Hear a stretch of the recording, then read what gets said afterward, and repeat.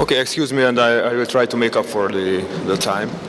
So I will talk about a distributed system, which is about machine learning. And so the motivation is that today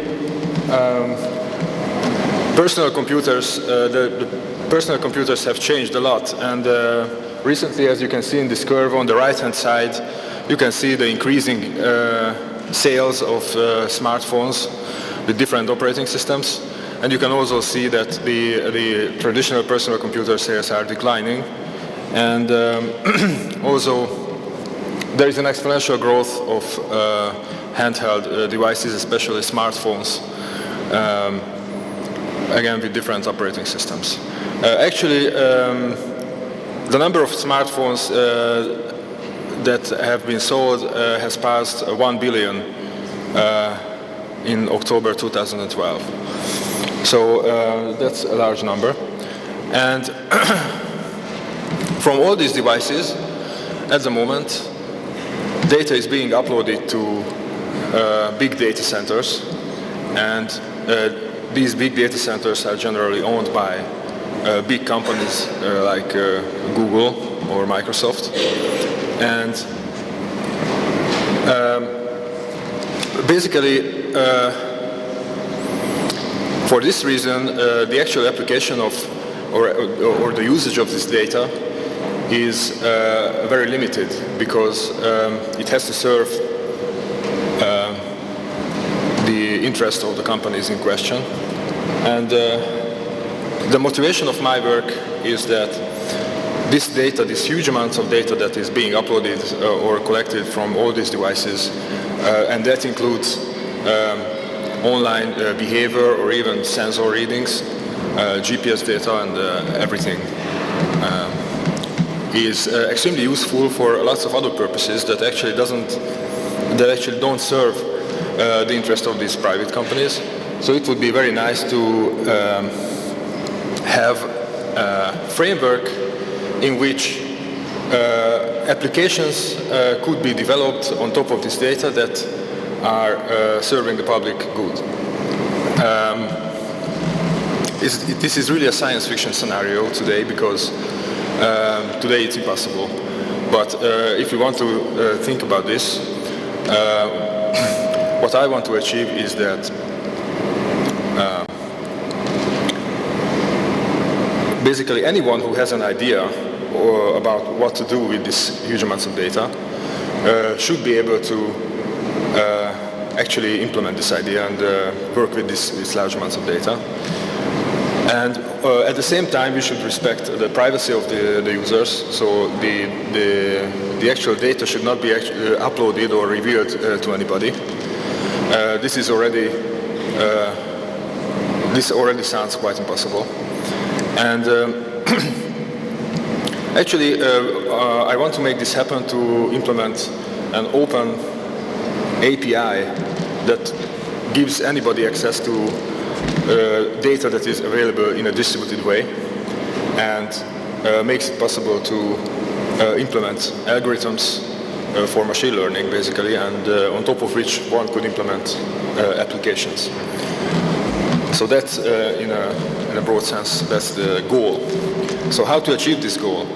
So in this talk, I would like to talk about basically the entire system, but I will talk about certain parts of the system in a very briefly, and I would like to emphasize in this talk the actual machine learning algorithms, because I think for this audience that's the most interesting part. So, okay, so this is motivation. I'm trying to be fast in here. So what kind of systems are we talking about? We assume a huge number of nodes. So we think really in terms of millions or even billions of devices, and that are able to communicate with each other through some kind of network. And this network is not reliable. You can lose messages. You can messages can be delayed or lost, and it's even possible that some devices cannot communicate at all because of firewalls or net devices. So that's the set of assumptions about the system in a nutshell. And what are the assumptions about the data that is in the system? So we assume that every single device, for example a smartphone, has some sort of data on it. And typically this data is locally available data, like the GPS trace of the user, or the browsing history of the user, or some personal information about the user. And this data is available locally, and it can also change, so this is dynamic. And our main goal is to come up with algorithms that actually allow us not to move this data out of the device. So we want to leave the data on the device, and we want to perform computations on top of the network without first collecting the data to a central place.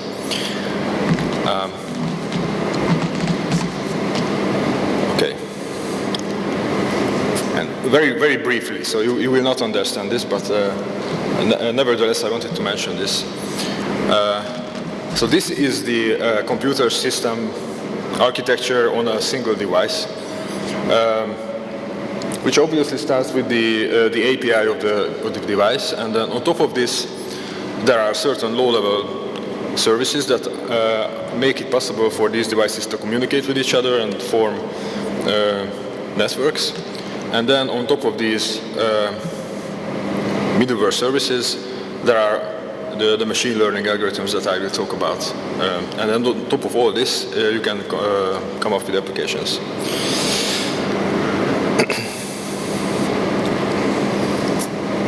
Okay, so now that's the main topic of the talk.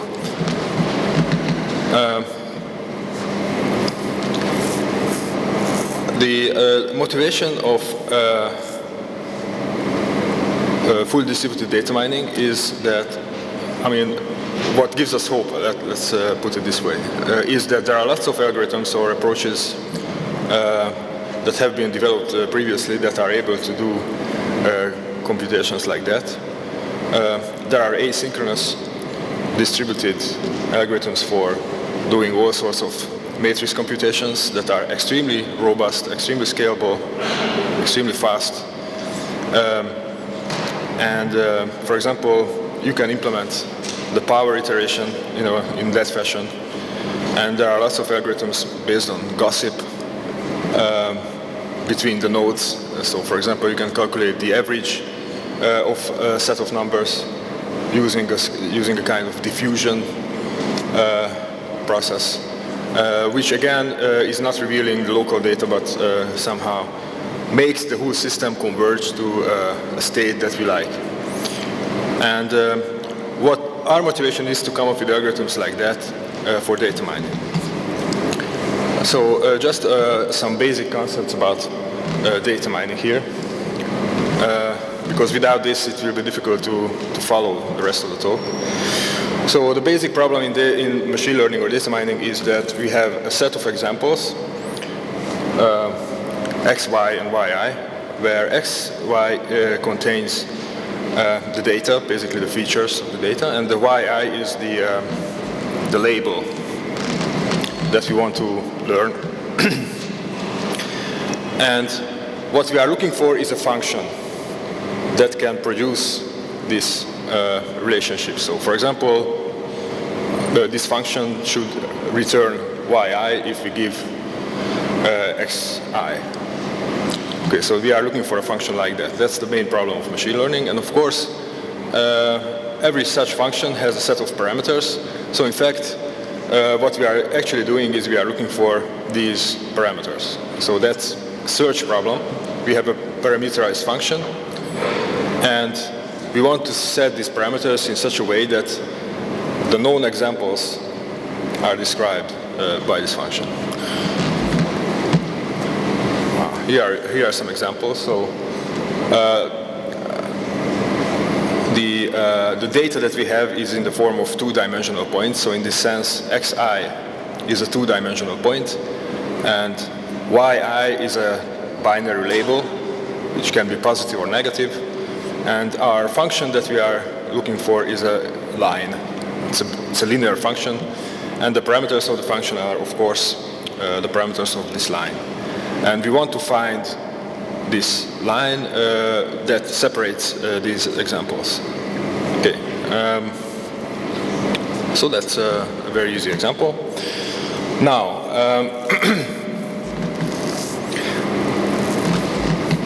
our basic idea will be that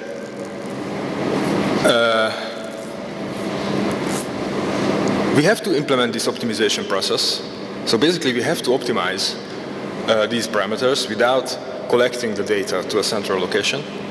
So what we are doing, so the idea is basically that we are implementing a search algorithm that is an online search algorithm which actually takes one example at a time, and for each example it creates a modification of these parameters, a little modification that improves the parameters a little bit. And then we actually walk over all the examples, so the model actually visits the devices, jumps over the devices, and improves itself every time it meets a new piece of data.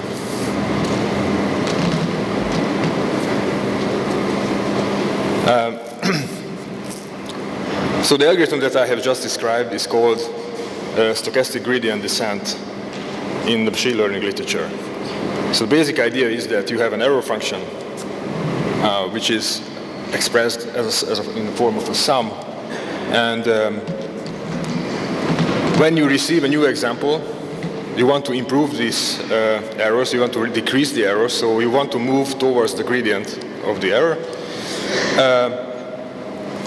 Which is shown, the third line actually shows this update if you can calculate the gradient of the entire data set. The stochastic gradient descent means that you are calculating the gradient only on a given data point instead of the entire data set.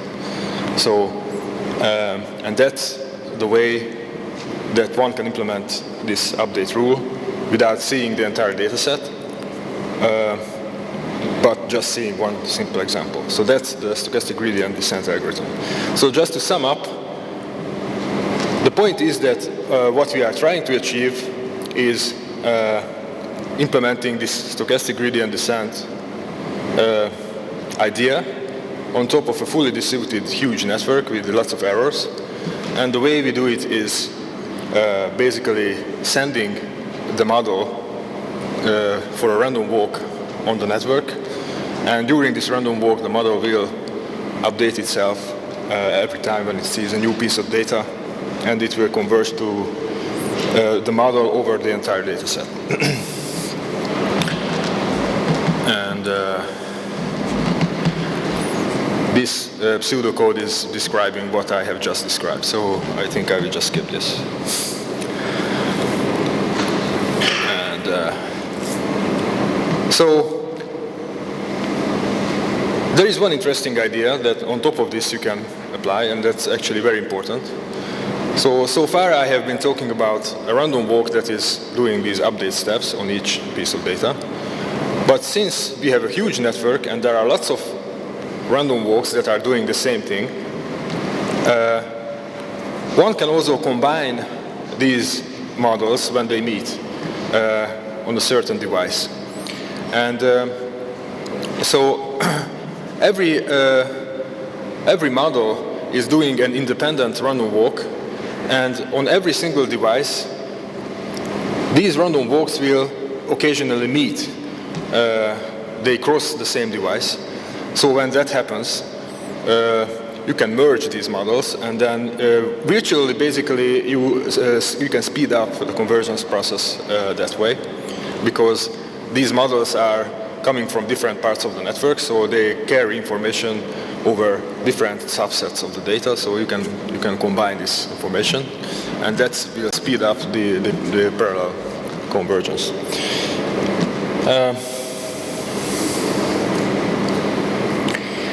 And one example of this concept is the linear support vector machine. This is a very simple idea. I mean, the basic idea of the support vector machine is very simple because it's also a linear model. Exactly the same model that I have just illustrated with this two-dimensional example. The only difference is that in the support vector machine, the error function is a special error function that you don't have to know at this point.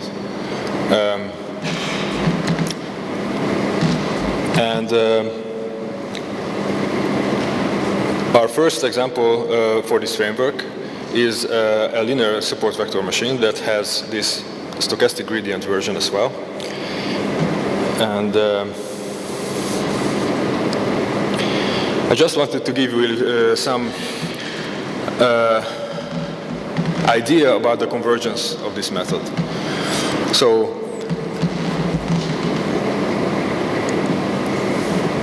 on the left-hand side, you can see empirical results over a big database which contains spam email messages, and then the task there is to classify spam or not spam email. And the red line is the stochastic gradient search method, and then you can see on the x-axis how many examples we show to this stochastic gradient search method until it converges. And the blue line shows the speed of convergence if we also apply this merging technique when we actually combine these independent random searches over a large network of, in this case, I think it's approximately 1,000 nodes. So you get a very significant speed up. Also, you have to notice the logarithmic scale of the x-axis. And on the right-hand side, you can see a different database, which is about topic classification of newspaper articles. And you can see also a similar speed up.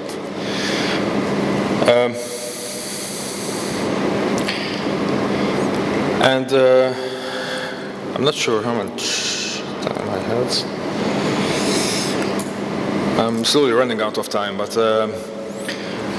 I think this is actually probably the most interesting part of the talk, so I really want to give you at least the basic ideas. This work is in cooperation with those people on the lower right corner. And so the same framework that I have described is also suitable for doing matrix decomposition. And the problem there is to decompose a matrix A into two matrices X and Y in such a way that if you multiply X and Y, then you get back an approximation of A. And the difficulty is that we restrict the dimensions of X and Y. So basically we want a K. Okay, the dimensions of X is M times K. So it's a narrow matrix. K is very small. So that's why it's called a low rank approximation. And the applications of this are extremely important. For example, if the A matrix contains, every row of the A matrix contains statistics about documents. For example, every column is the occurrence of a word, for example. And every row is a document. Then you can have really huge matrices, A matrices, that are relatively sparse. And the decomposition then becomes very interesting because the X matrix will become a topic description. So the rows of the X matrix will contain topics, documents, and the columns of the Y matrix will contain roughly information about words. And then if you multiply this, then you can actually create the matrix A. And another important application is the recommender systems, in which case the matrix A contains preferences of users. For example, in every row belongs to a user, and every column describes the movies that the user has watched. And then every entry in the matrix contains the rating of that particular movie. And in this case, the matrix is not completely defined, because if you haven't watched the movie, then you have no rating. So that's a very interesting case. So this decomposition problem is very interesting.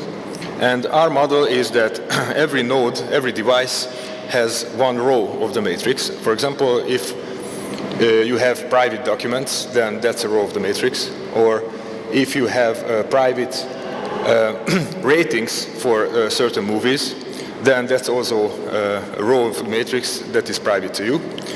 And then that stays in your device, and that doesn't leave the device. So if we are not allowing, if the matrix A is completely distributed in this sense, and we do not allow this data to actually be collected, then how do we decompose the matrix? And the answer is that one can do the same trick. Namely, matrix decomposition is, again, just an optimization problem, because what you are doing is you are optimizing X and Y in such a way that the approximation error is minimized. And the approximation error is this squared error on the first row.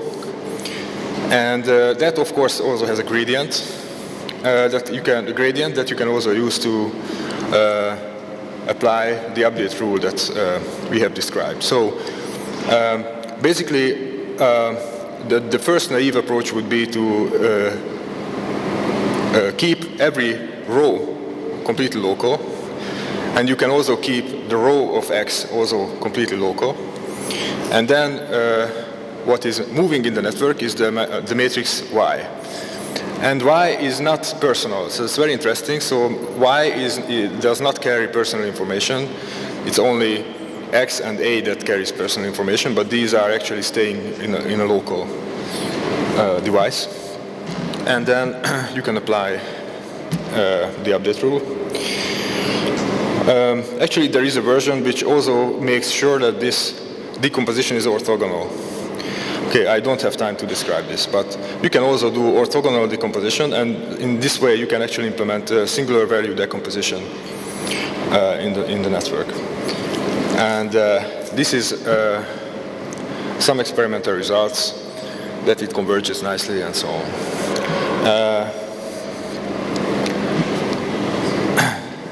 I just wanted to mention that in the special case when you have a recommender matrix, then actually it's enough to communicate only those columns of Y that you have a rating for. So then in this case, if the application is recommendations, then it's even cheaper. And I think I have to stop here. So thank you for your attention.